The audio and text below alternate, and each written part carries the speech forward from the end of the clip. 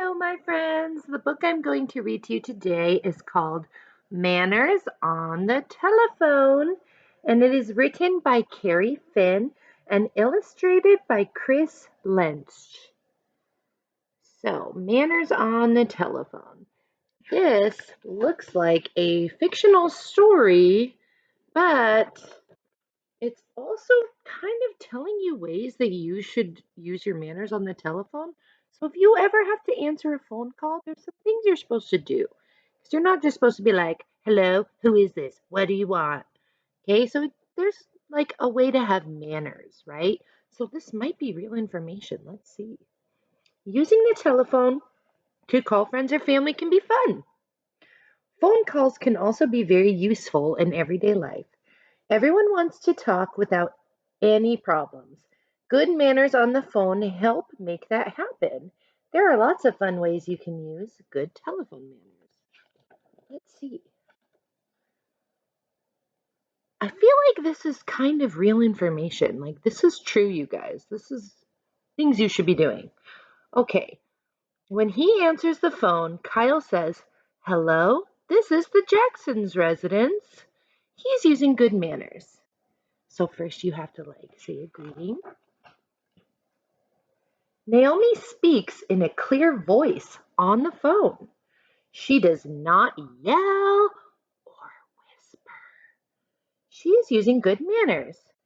So you have to use an appropriate tone of voice when you're speaking. This is kind of the same in class. You don't want to yell and be too loud, but you also don't want to whisper and be too quiet. So you need to talk at like a medium voice level, a speaking voice. Lydia answers the phone, but the call is for her brother. She says, just a minute, please. I'll get David for you. She is using good manners. So if you ever have to answer a phone, you say, okay, hello? Yes, who is this? All right, hold on. Alexis does not yell her brother's name when the call is for him. She goes to find him. So you don't want to be on the phone and say, okay, hey, get the phone. You don't want to yell. You put the phone down and then you go walk to tell that person. Cameron answers a call for his mother. He gently sets down the phone and goes to get her. He is using good manners. Wow, this is kind of an old school book because there used to be telephones on like cords in the wall at people's houses. And now he has a phone at his house that's a cordless phone. But nowadays, most people just have what? Their cell phones. And I don't know. Raise your hand if you still have a home phone. Who does? I don't. I just have a cell phone now. But when I was a kid, we used to have a home phone. Let's see. Bryce says, sorry, my mom can't come to the phone right now. He does not tell the caller that his mom is in the bathtub. He's using good manners. So no, if somebody else is somewhere on the phone, you don't say where they're at. You just say, oh, they cannot come to the phone right now. But what's your information? And they can call you back. Gretchen is polite when the caller has the wrong number. Ooh, sometimes this happens. She says, sorry, you dialed the wrong number. Sometimes I get weird calls like that. And I'm like, hello, who is this? Oh, nope, you have the wrong number. That's not me. She's using good manners. Colby needs to talk to Justin, but Justin's mom answers the call. Colby says, hello, this is Colby. May I please speak with Justin? He is using good manners on the phone. That's what happens when you call your friend. Say, hello, my name is this, and I'm calling to speak to. Joanna says goodbye and thanks for calling before hanging up the phone.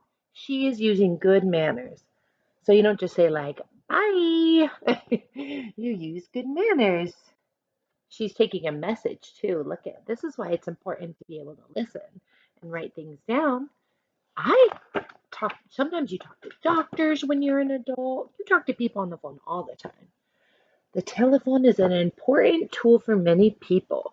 Good manners can make the telephone work for you. You can talk to friends and family, and you can be sure you will be heard. Fun facts. Ooh, I knew this was information. This is true. People with good manners turn off their cell phones in restaurants and movie theaters. I agree with that. When a movie's playing, you shouldn't have your cell phone going beep, beep, beep. And usually the movie theater makes a message about that. In England, telephone booths are bright red. Yeah, sometimes they have a booth where you can make phone calls if you have a quarter. American inventor Alexander Graham Bell first spoken into the telephone was Mr. Watson, come here. I want to see you. Yes, I read an informational book about this. I agree with this because Alexander Graham Bell invented the telephone, you guys. Okay, here's this one. The first cordless phone was invented in 1965 by a woman named Terry Powell. And then the first international phone call made was through an underwater cable from London to Paris in 1891. Wow, this is true. When using a cell phone in public, you should lower your voice and keep calls short to avoid disturbing others. Yeah, so if you're at the grocery store, you probably shouldn't be talking to your friend like, hey, what's going on? Oh my goodness. You should say, hey, I'm at the grocery store. Can you call me later? Like, you should be polite to others in public. And that's on this page. Wow. So I hope you guys enjoyed this book. At first, I thought it was fiction, but it's actually true. And I think it would be nonfiction. So, manners on the telephone. And if you ever have a cell phone or you answer a call, I think it's important to know how to take phone calls and use your manners. So, I hope you guys enjoyed that book and have a good day.